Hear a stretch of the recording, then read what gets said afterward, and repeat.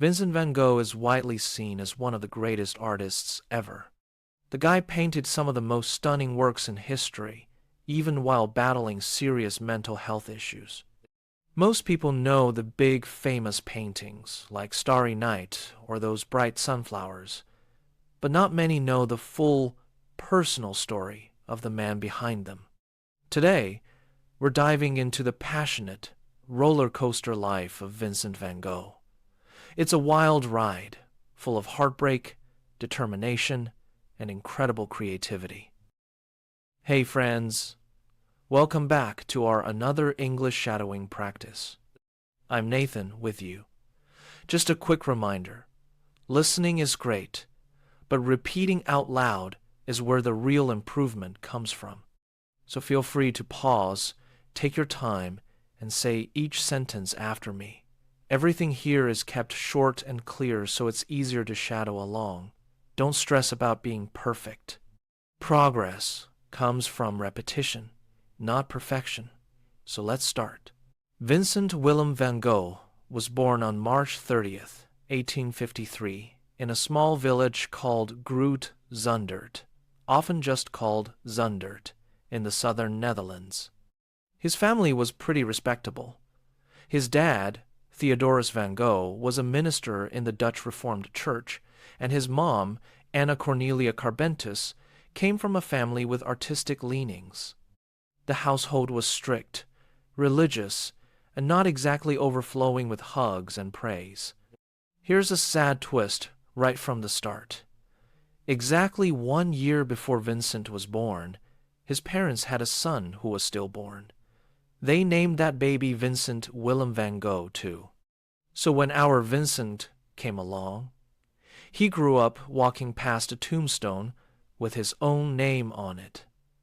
Imagine being a kid and seeing Vincent van Gogh carved on a grave every time you visited the cemetery. Historians think this might have messed with his head a bit.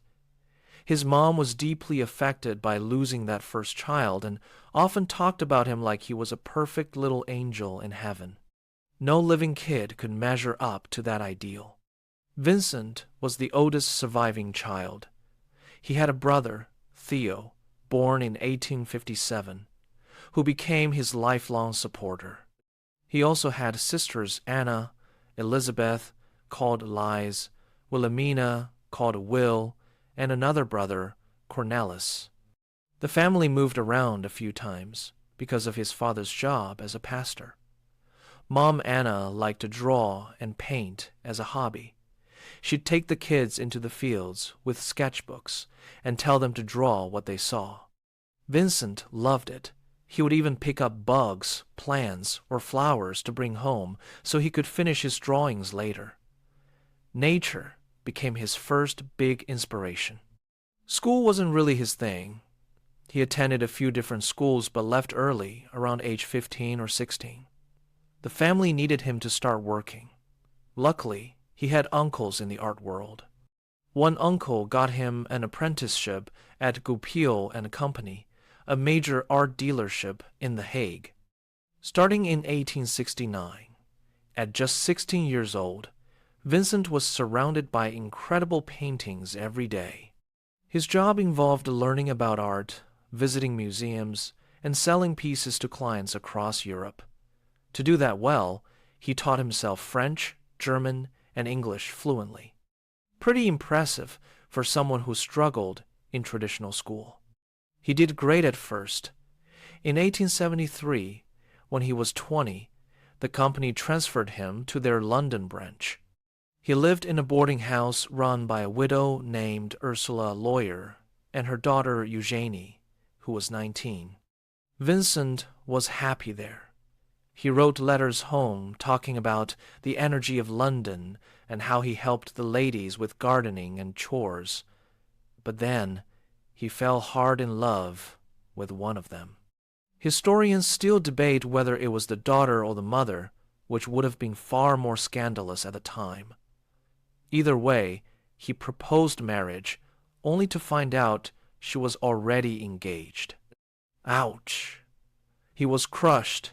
He argued, begged, and tried to change her mind, but it ended badly. He got kicked out of the house and told never to return. That rejection hit him hard and started a rough period. Between the ages of 20 and 23, he became deeply religious. He read the Bible obsessively and set impossibly high standards for himself. At work, he even told wealthy clients not to buy certain artworks because he thought they weren't good enough. Not exactly what a salesman is supposed to do. Eventually, he got fired. He decided to follow in his father's footsteps and become a minister. He taught at a Methodist boys' school for a while, then tried theology school in Amsterdam. But Latin exams were required, and despite knowing several languages, he didn't study enough. He punished himself harshly, skipping meals or sleeping outside when he felt he hadn't worked hard enough. He failed the exams and didn't get in. Vincent didn't care much for fancy churches. He wanted to preach to the poor. So he volunteered with the evangelical church in Belgium and chose the hardest assignment available, the Borinage coal mining region near Brussels. It was one of the poorest and most miserable places around. Most ministers avoided it, but Vincent jumped in. He lived among the miners, sketching them at work, deep in the dark mines. The church gave him a decent house, but when he saw a sick local woman who couldn't pay rent, he gave her the house and moved into a small miner's shack with nothing but a blanket on the floor. The locals loved him. They called him the Christ of the coal mines because of his kindness. But church leaders were embarrassed by how extremely he lived. They eventually fired him. By now, Vincent was about 27 and had almost no steady job skills left. But he realized one thing clearly. He loved drawing and painting more than anything else. Instead of preaching about God, he began pouring his emotions into art. He wrote to his brother Theo, explaining that he wanted to become a real artist. Theo, who was now working at an art dealership in Paris, believed in him and agreed to support him financially. He sent about 50 francs a month so Vincent could survive. In return, Vincent sent paintings to Theo, who hoped to sell them one day. Vincent was deeply grateful. Sometimes he skipped meals just to buy paint and canvas. There's one dark detail people often forget. Back then, no one knew lead paint was toxic. Vincent often shaped his brushes with his mouth, something that likely damaged his health over time. Even with Theo's help, depression and self-doubt hit hard. But Vincent kept pushing. He once wrote, "If you hear a voice within you say you cannot paint, then by all means paint, and that voice will be silenced." Around that time, he fell in love again, this time with his older cousin, Kee Vos Stricker. She had recently lost her husband and was grieving. Vincent proposed, convinced he could make her happy. She refused. He wouldn't accept the answer. He followed her to her parents' house in Amsterdam and begged to see her. When they refused, he held his hand over a gas flame, saying he would keep it there until they allowed him to speak with her. They blew out the flame and threw him out. Heartbroken again, he moved to The Hague, which was the center of Dutch art at the time. At 28, he completed his first real oil painting and sent it to Theo. There, he met Clasina Maria Hornick, known as Cian. She was a prostitute, struggled with alcoholism, had syphilis, and was raising a 4-year-old daughter while pregnant with another child. Vincent felt deep sympathy for her. He took her and the children in, writing to Theo that he felt useful for the first time. Theo even increased his monthly support so Vincent could provide for them. Cian modeled for his drawings, which helped because he couldn't afford professional models. But the relationship brought problems. Vincent contracted syphilis and gonorrhea and the pain eventually sent him to the hospital. While he was recovering, Cian returned to street work. Theo believed Vincent was being used and threatened to cut off financial support unless he ended the relationship. Reluctantly, Vincent broke up with her, and she left The Hague. In 1885, at age 33, Vincent painted what many consider his first real masterpiece, The Potato Eaters. He spent weeks sketching poor farm workers in a village of Nuenen, where his dad was now a pastor. He wanted to show their tough, honest lives, the way they ate simple boiled potatoes by dim lamplight after long days in the fields. The painting is dark, earthy, and full of feeling.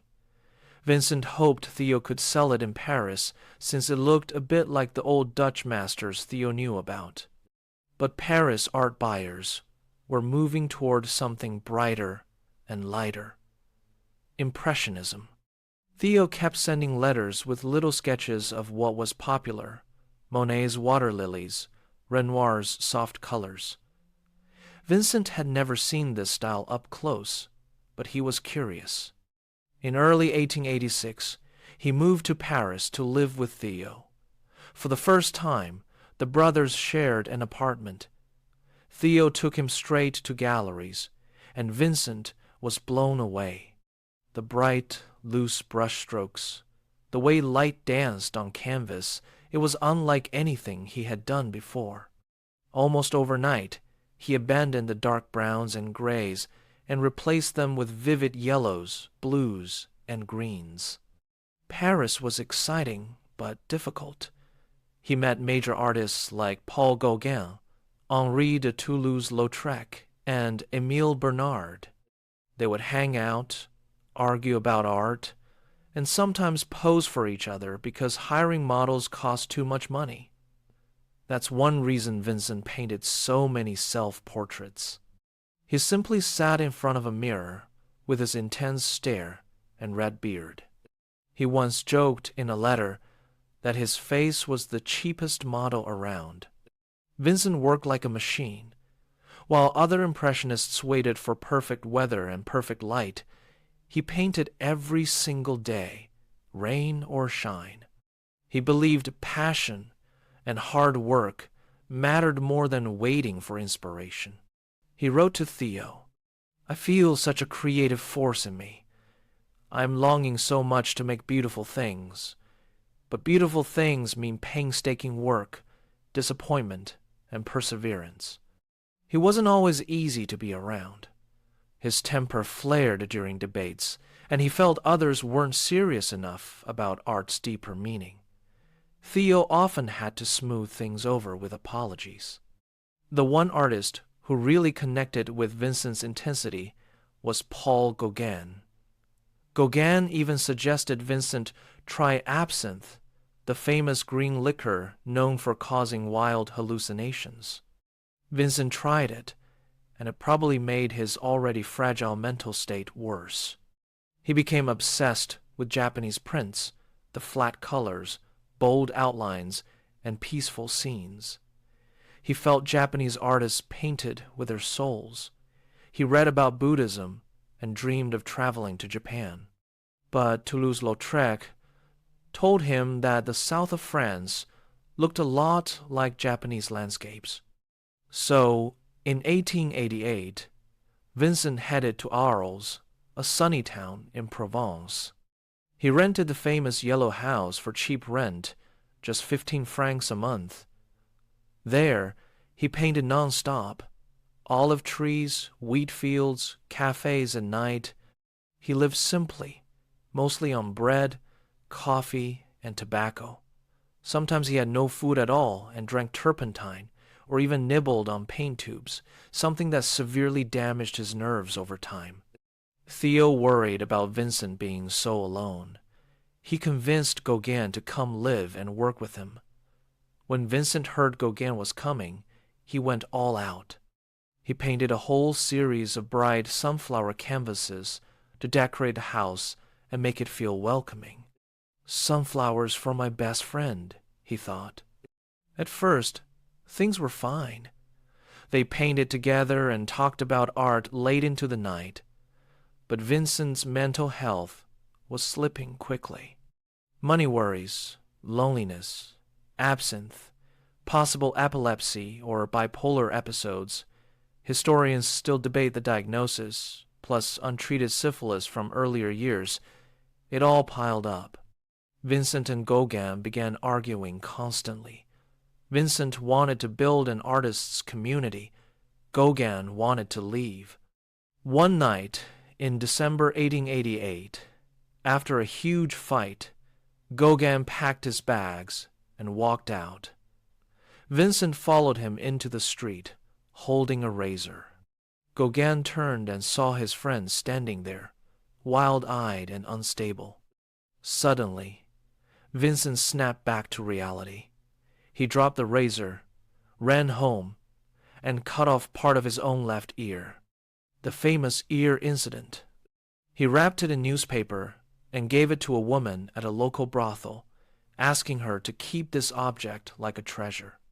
The police found him the next morning, passed out and covered in blood. They rushed him to the hospital. Theo raced down from Paris. When he arrived, Vincent was weak, having seizures, and drifting in and out of reality. Theo blamed himself for not checking in sooner, and wrote to the family that Vincent might not survive. After 2 weeks, Vincent recovered enough to return to the Yellow House. But the townspeople were frightened. They started a petition saying he was dangerous and should be locked away. Feeling rejected once again, Vincent asked Theo to help him enter the Saint Paul de Mausole Asylum in nearby Saint Remy. It was a former monastery turned mental hospital, surrounded by peaceful gardens and quiet landscapes. Theo arranged everything and even paid extra so Vincent could have 2 rooms, one for living and one as a studio. Inside the asylum, Vincent stayed sober, ate regular meals, and painted constantly. He captured the gardens, the starry skies outside his window, the irises and olive groves around him. During this time, he created some of his most famous works, including Starry Night. He wrote about the stars. Looking at the stars always makes me dream. We can take a train to get to Tarascon or Rouen, but we take death to reach a star. For the first time, good news arrived. One of his paintings, The Red Vineyards, sold in Paris for 400 francs. Someone actually paid real money for his work. It was a small victory, but it gave him hope. In the asylum at Saint-Remy, Vincent finally found some stability. The doctors kept him on a routine: good food, no alcohol, and regular sleep. He wandered through beautiful gardens and painted like never before. Swirling cypresses, blooming irises, and the rolling Provençal hills. His style grew even bolder. Thick, twisting brushstrokes seemed to jump right off the canvas. During just over a year there, he created more than 150 paintings, including masterpieces like Irises, Wheatfield with Cypresses, and of course, The Starry Night. That swirling night sky was painted mostly from memory, inspired by the view from his barred window, the stars shining above the asylum walls. In a letter to Theo, he wrote, "When I look at the stars, I dream. Just as we take the train to go to Tarascon or Rouen, we take death to reach a star. One thing is certain: to die quietly of old age would be to go there on foot." Theo and his new wife Johanna, known as Jo, became a major source of support. Jo truly loved Vincent's work and encouraged Theo to keep believing in him. They even named their newborn son Vincent Willem, after his uncle. When the baby was born in early 1890, Uncle Vincent sent a painting as a gift, Almond Blossom. The delicate white flowers against a bright blue sky symbolized new life and hope. When Vincent visited Paris briefly to meet the baby, he held little Vincent in his arms and cried happy tears. For a moment, it felt like life might finally be turning around. By May of 1890, Theo believed Vincent was well enough to leave the asylum and try living more independently. They found a place for him in Auvers-sur-Oise, a quiet village near Paris. There, Vincent would live under the care of Dr. Paul Gachet, a homeopathic doctor who loved art and collected Impressionist paintings. Gachet was kind. He invited Vincent to dinners with his family, allowed him to paint portraits, and even posed for one himself, the famous portrait showing the thoughtful doctor with red hair and tired eyes. Vincent felt supported, and he painted non-stop, thatched roof cottages, wheat fields, and portraits of local people. But the good period did not last long. Vincent was still fragile. He worried constantly about money, knowing Theo struggled to sell paintings in a difficult market. Theo never threatened to stop helping him, but in one letter he mentioned slow sales and family expenses. Even that small complaint struck Vincent deeply. He already felt like a burden. I am costing them too much, he thought. They would be better off without me. On July 27th, 1890, Vincent walked into a wheat field carrying a revolver. Some say he borrowed it simply to scare away crows while painting. He shot himself in the chest. The bullet missed his heart, but the injury was severe. Bleeding and in shock, he somehow managed to walk back to the Revue Inn where he was staying. The innkeeper's daughter found him and called Dr. Gachet. The doctor tried to help, but there was little he could do. He sent word to Theo immediately. Theo arrived the next day. Vincent was sitting up in bed, bandaged, calmly smoking his pipe as if nothing had happened. The brothers talked through the night, remembering childhood stories, their village in the Netherlands, and happier days. Vincent said quietly, "This is just like when we were home. Please take me home." Theo promised he would, as soon as Vincent recovered. But in the early hours of July 29th, 1890, Vincent passed away at the age of 37. His last words to Theo were reportedly, "The sadness will last forever." Theo was devastated. Only 6 months later, in January 1891, he died at the age of 33, likely from illness made worse by grief. Vincent had been buried first, and later Theo was placed beside him in Auvers. The funeral was small, but someone covered Vincent's coffin with sunflowers, bright yellow against dark earth. Theo's widow, Jo, was left with a toddler and almost no money, but she also inherited crates filled with Vincent's art. More than 860 oil paintings and over 1,200 drawings and sketches. At the time, most people still saw Vincent as a failed, unstable artist. Some of his works had even been thrown away or treated like junk. Jo refused to give up. She carefully cataloged everything, traveled across Europe searching for lost works, and slowly began exhibiting them. Most importantly, she published Vincent's letters to Theo, thousands of pages filled with honest thoughts about art, suffering, and beauty. Those letters transformed him from a tragic figure into a legend. Even Vincent's mother, Anna, lived long enough to witness the change. She had once burned a crate of his paintings in anger or shame, but by the early 1900s, the world was beginning to understand his genius. Critics praised him. Collectors competed to own his paintings. Today, works like Portrait of Dr. Gachet have sold for over $82 million. Sunflowers, Starry Night, and Wheatfield with Crows hang in major museums and sell for enormous sums. Vincent never experienced fame during his lifetime. He sold only one painting while alive, The Red Vineyards. Yet he never stopped creating. He once wrote, "It is good to love many things, for therein lies the true strength.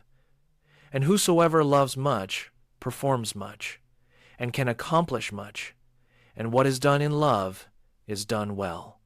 His life was filled with struggle, heartbreak, and mental pain, but also extraordinary passion. He painted because he had to, and eventually the world caught up. All right, if you made it through this shadowing session today, that already says something about your discipline. This repetition and consistency combination might look boring on paper, but it is one of the most powerful ways to build fluent, natural English. Keep showing up like this, and your brain will slowly adapt. Trust the process. If this helped even a little, consider liking the video or subscribing. It lets me know these sessions are actually making a difference. We will do this again soon. Take care.